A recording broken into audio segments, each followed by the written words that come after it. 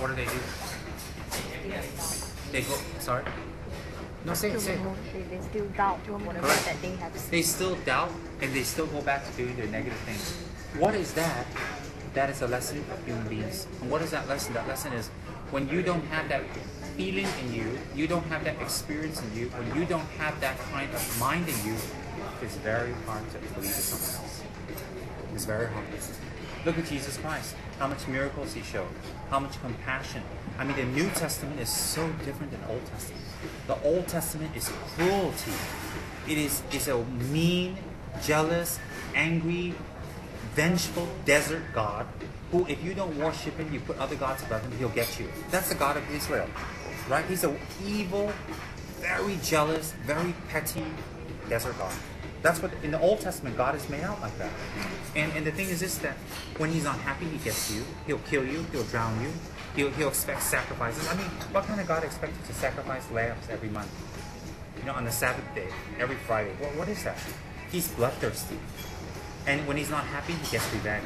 And if he's not happy with you, you don't do as he says. What does he do? He actually curses your generations in the future.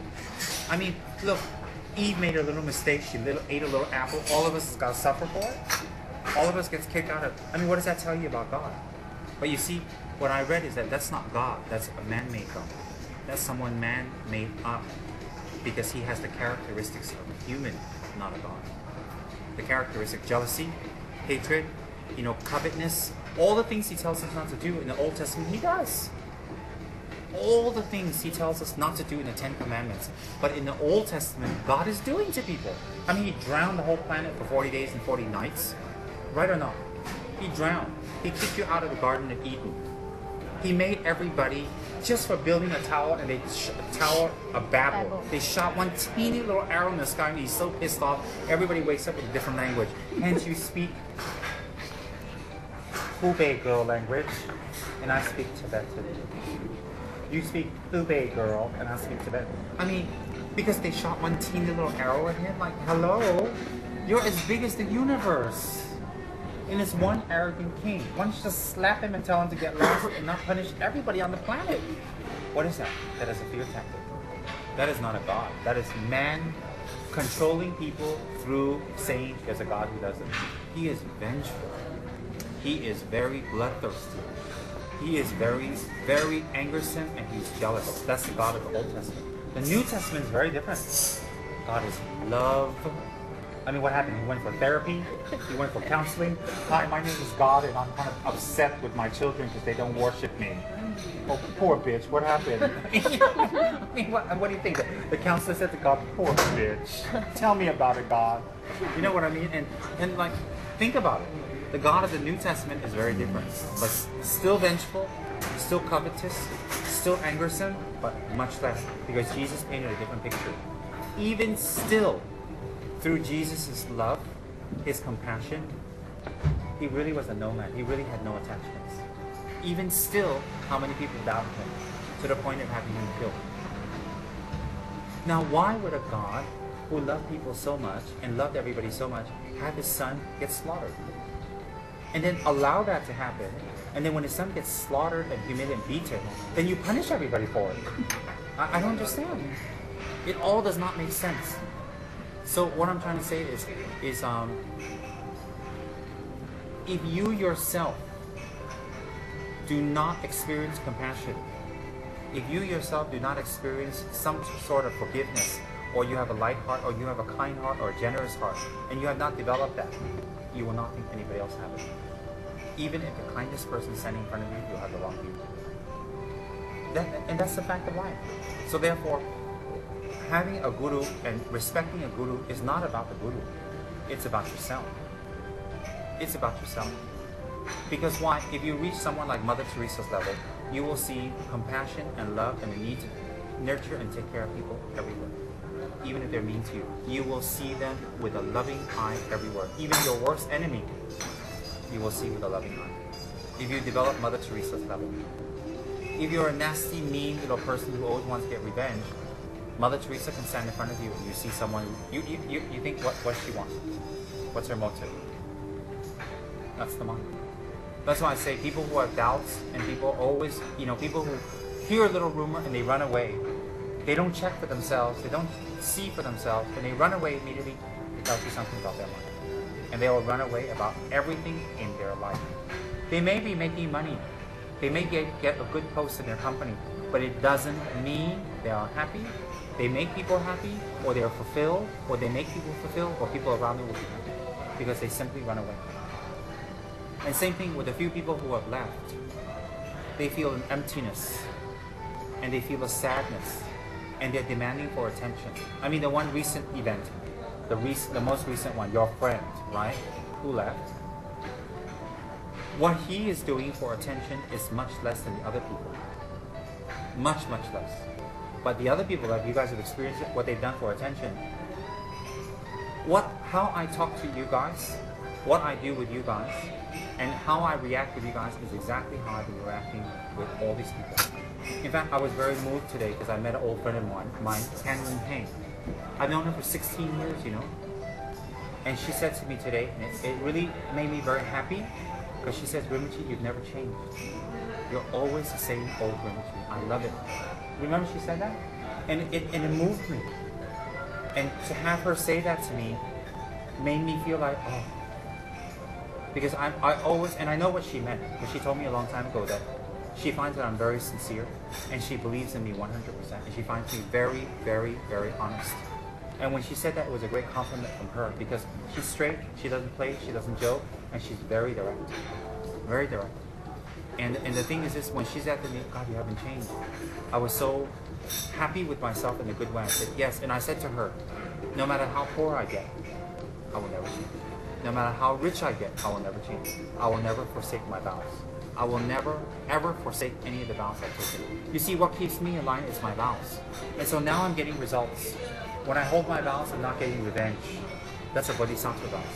When I hold my vows of not getting people back, or not hurting people, or not stealing, or deceiving them, or trying to have an ulterior motive, or talking one way, meaning another. I haven't done that in years. 20, 30 years since I took my vows, you know. Actually, I don't do that. And I'm getting results. What's the result? What is the result? I have wonderful friends. I have wonderful friends. You know, I have people that respect me. People buy me food. People pull my chair out. People carry my clothes. People give me money. People sweep my room. I mean, come on. This is not the Middle Ages. Why? Why do they do this? They must sense that there's some kindness in me, that I have some good motivation, that I really care, and that they like to be around this type of person. That maybe even I can believe that I'll change their lives a little bit. Where did this come from? My vows. So for my vows of holding them for a little while, I have some superficial worldly benefits such as money and health and assistance and respect. But on a higher level, I'm much happier. Okay, don't talk about bodhicitta and attainments and powers and divination and, you know, don't talk about that. I'm much happier because look at all the friends I have. You know, if I'm sick, I know I'll be all right. I know that when I'm old, people will help me. And how many people even have that basic help? That when they're old, people will take care of them. That when they're sick, people will take care of them. That when they're hungry, people will run out and look for food for them. And that when they run out of money, I know that if I run out of money right now, I know everybody will get together and give me money and take care. I know I'll be all right for the rest of my life. Why? Because Tsem Rinpoche is such a fabulous, wonderful person? No. Because Tsem Rinpoche believed in his guru that if we transform ourselves, we can change our lives and everybody else's lives. And I did that. So if I keep on holding my vows, and I become even stricter, and I work harder, and I do my practice more, and I develop my mind more, and I become even more compassionate, and I push myself to forgive more and benefit people, even in difficult situations, even people that bug me, that I still pay their rentals. If I do that, you know what will happen? Maybe I lose 3,000 or 4,000 for their rentals, and they're nasty, they cheat me, but I get a lot more. What do I get back? I get me. What's me? Who I really am supposed to be, a kind person. And that's what the purpose of life is. So you see, I've experienced a little bit of result from my vows. What's that little bit of result? That if you're kind, you may get cheated 10 times, but the one time that people believe in you, the benefit is huge. Huge. Last time when we had a certain business deal with a certain person, an agency, and we lost $200 whatever $1,000, remember? Well, I was very upset. I was very unhappy. And I was very, very embarrassed. And I didn't know how to talk to the sponsor. And I said to myself, no, I didn't do anything wrong. I didn't do anything wrong. I trusted, I wrote the check, I gave it. If they wish to cheat me, that's their choice. But I'm going to hold my dignity and I'm going to forgive them. And whatever my sponsors and everybody else thinks about me is my ego. I'm going to forgive that person and just continue. I'm not going to give up. And it worked. In fact, from that experience, the inner circle of people that's worked with me, I commanded their respect even more. And I want to tell you something, because I held my vows. So when I held my vows, I had that experience. People respect you even more, and people like you, and people believe in you, and through that way, you can even affect other people's lives. That's a taste. You know, that's an experience. So imagine if I can taste that, what my guru feels, how my guru is going to help hundreds of thousands of people. So what's my point? My point is, it's time for us to stop doubting our gurus. It's time for us to stop doubting the Dharma. It's time for us to stop doubting the path of goodness. It's time for us to stop doubting compassion, and it's time for us to stop doubting the vows. It's time for us to believe and experience. Because up till now we've been living without it, and it hasn't been very good.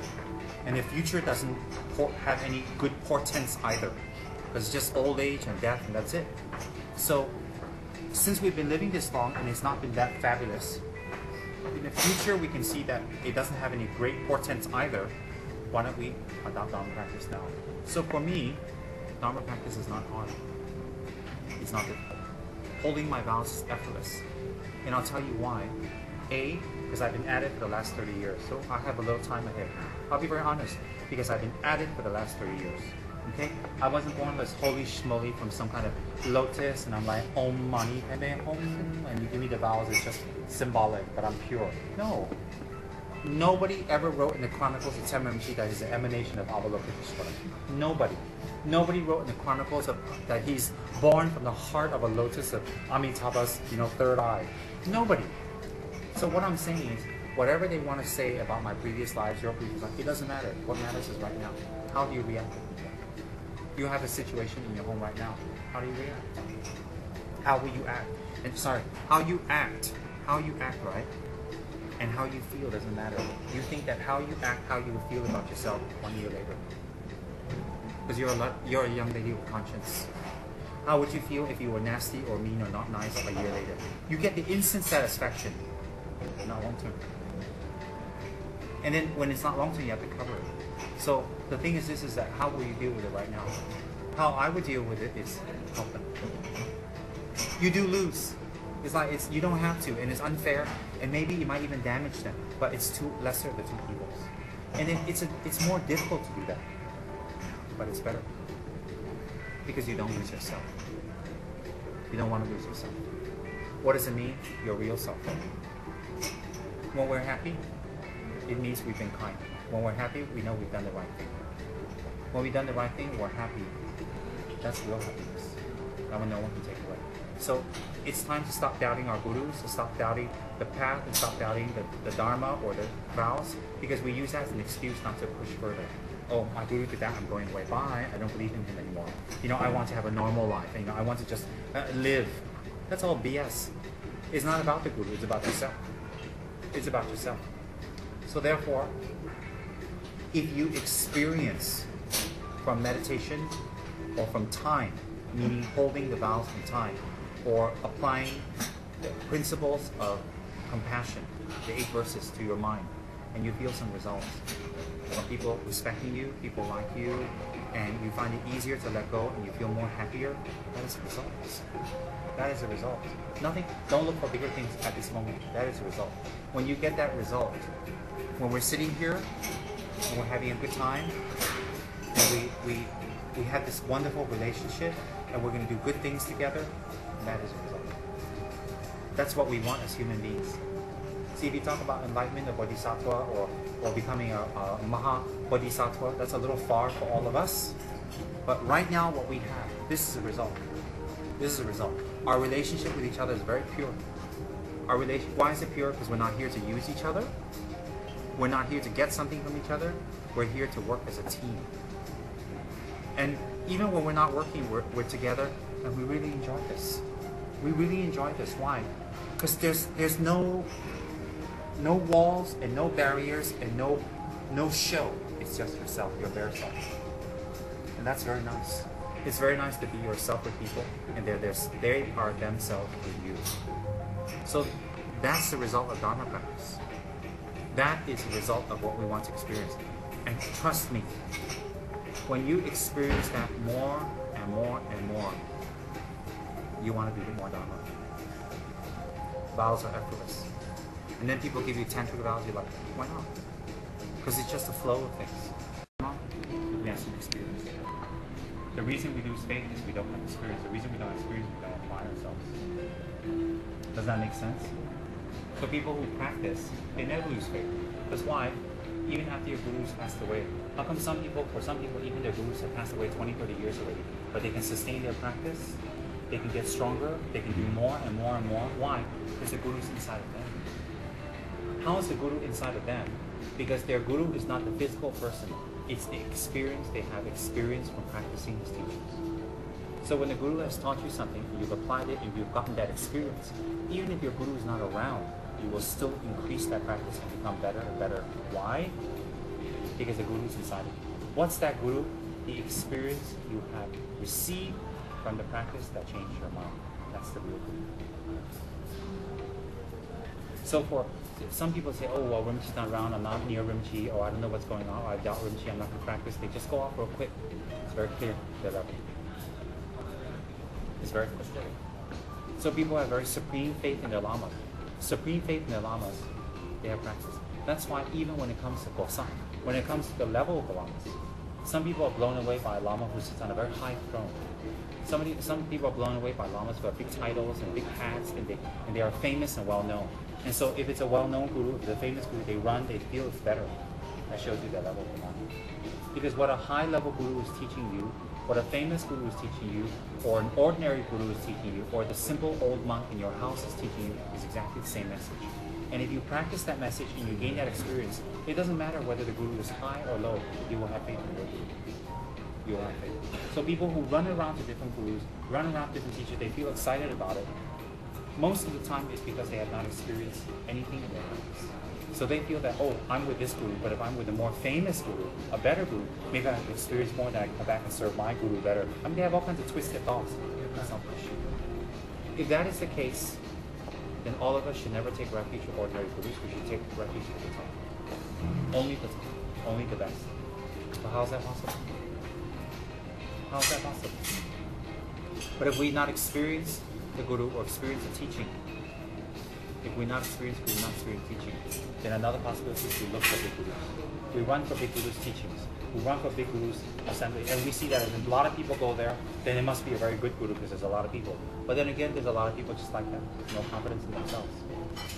So therefore, in the Tibetan system, whether your guru is high or low, or big status, or sits on a throne, or a normal, ordinary monk, or high Rinpoche, it doesn't matter. If you take the essence of the teachings and you put it in your heart and you practice, you will experience the power of the guru. Because the experience of the power of the guru is not really the person. It is how you act after you gain the experience. The peace and the happiness you feel. That is a real guru. Why?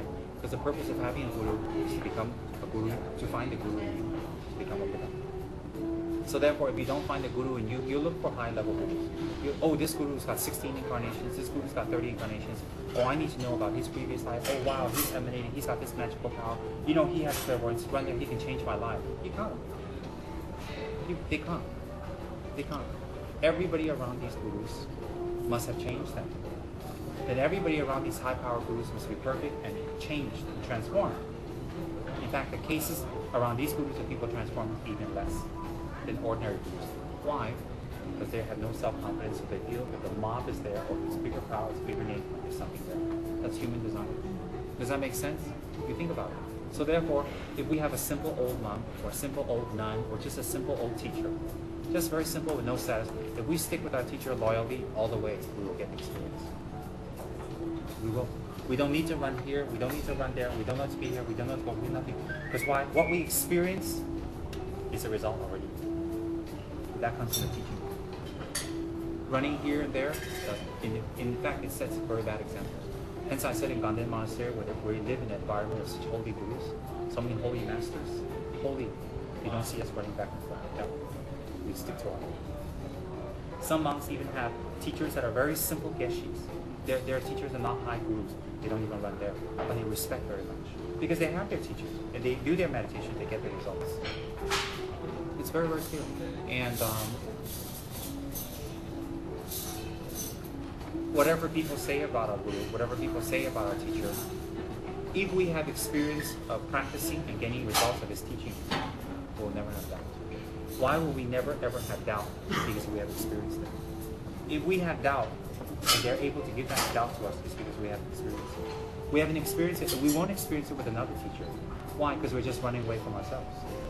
That, oh, this teacher is normal, and they said some bad things. They said this rumor, oh, my teacher practices a knife, and his teacher practices a spoon, and the spoon is better than the knife is not good. So we're going to leave the knife teacher, we're going to go to the spoon practicing teacher. And then, no, you're actually running away from yourself.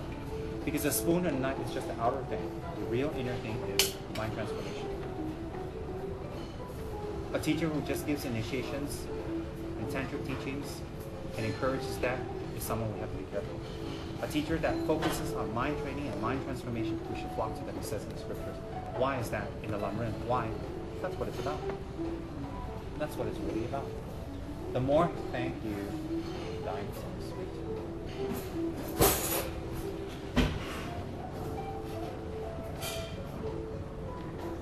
You don't look like an aardvark at all with that.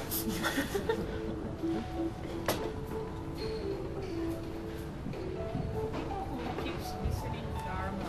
It's not because, not people who don't have access to Dharma, but people who have access to Dharma. But they just 3 lifetimes. But the best way to help them is that you apply it to yourself. That's why people say, oh, but Buddhism is a non-action type of religion where you go into the mountain and escape. There are people who go into the mountains and escape and pretend they're meditating. There are. But there are also people like Buddha Shakyamuni who said, no, I can do more if I'm a Buddha. I can do much more if I'm a Buddha. So for all of their sake, I will put all my energy into practice and become a Buddha. And that's the best point. So therefore, how to help them? By helping yourself. Doesn't that make more sense? What you thinking? That reminds me of a discussion I had with someone once, where he said that the Christians are doing the biggest work in terms of relief work and aid to war-torn countries and famines and stuff. I said, oh, Buddhists just sit in a cave and meditate. How are they actually helping the world situation? Yeah, this really makes sense to me. Yeah. And they are helping also is because they're adding to the peace of the world long term by transforming the mind. You can wipe someone's diaper over and over, you can feed someone over and over, but their mind is still unhappy. If they're unhappy, they'll need to be fed, they'll need to be taken care of again and again. It doesn't ever end. There's no end ever. So if you practice, you become a fully enlightened being. Never mind just cleaning and giving them food, you can do so much more. You can do that and so much more. Does that make sense? Yeah. So myself, when I see someone that has failed, and they go away, I make an internal commitment that I'm going to practice harder. When I see someone's very happy and I change their lives, I make an internal commitment I'm going to practice harder, and I'm going to do it. Because both ways inspire me. Because it's not about me. But they did something good, I rejoice, I had something to do with it. They did something bad, I am sad because I am responsible. A true Buddhist takes responsibility for everyone. A true Buddhist. So how do you do that? By getting into a guilt fit and throwing BFs and complaining? No, you do your practice harder. How? Enforce your vows. The next opportunity that comes along that people are going to be funny with you, be kind. Without letting them take advantage, you be kind. That's how you practice harder. And when you do that over and over and over, you will definitely gain experience. You gain happiness, and then The immediate result of that will be people respect you, people like you, people hang around, people want to be with you, people listen to you. You shouldn't be hung up on that, but you should think, oh, I have a little bit of result of joy, I will do more. Not for the basking in the light or the respect or the money or the fame. No. More that's just a side product. You wouldn't be doing something for the side product. Example, if you got really bad cancer and you take the chemotherapy, and then it's getting rid of your fevers. That's great, but you don't keep doing that for getting rid of the fevers. You do that to get rid of the cancer and everything else to go away, the headaches and etc. Similarly, if you do a little bit of Dharma practice and people praise you and you get carried away by that, that's ridiculous, because that's not what you did it for in the beginning. So you go deeper and deeper and deeper. Dharma practitioners are humble. Real Dharma practitioners are very humble. They're truly, sometimes they will show arrogance, sometimes they show like they're somebody, but if you look at them closely and you observe them over time, they're very humble. Why are they very humble? Not because they're trying to, because their natural state of mind is happiness. They're not insecure to show off. They don't need to show off. So they're humble not because they're trying to be. They're humble is because they have no need to show off. They have no need to bask in the light or to draw attention to themselves. They have no need. So they are naturally humble. You get what I mean? They're not trying to be. Real Dharma practitioners find joy in people's pain because they find an opportunity to help. So they're not happy that they're in pain. They're so happy to help. They don't look at people suffering and go, oh no, more work. They look at them and say, oh, I'm going to help. Like, oh, you know, they're joyous to help, not joyous in their pain. Real Dharma practitioners, when they see people happy, they're very joyous. Either way, their minds don't change, because real Dharma practitioners, either way, your minds are motivated to practice God. Does that make sense? Either way. So that's why now for us here, most of us at this table, and most of us in our organization, we have reached a level that we have to stop blaming the Guru, the teaching, our Dharma brothers and sisters in situations for our lack of practice, for our lack of faith, or us running away, or not staying, or not going. We have to do that already. Why? It's not about them. But that's just an escape. So people who've been with their gurus for 6, 7, 8 years, when they talk against the guru, when they talk against the Dharma, when they say negative things about Dharma brothers and sisters, it's very, very sad, because they're still at that level. They're still at the level. What level? The level is that they have not experienced any type of compassion. They have not experienced any type of care or concern for others. Not experienced any. Why? Because they have applied no effort. And so therefore, when they have applied no effort, and they have not experienced any type of compassion or love, that will apply to their other parts of their lives, in job, in relationship, in friendship. Whatever they do will be basically some sort of failure. You get what I mean? The opposite end is that these people sometimes will be very successful in worldly business to cover their failures. You'll see 2 times. Does that make sense? So they do more. They show off more. They have bigger cars, bigger rings, whatever. They show off their lack of success. They know they feel empty inside. They don't feel happy.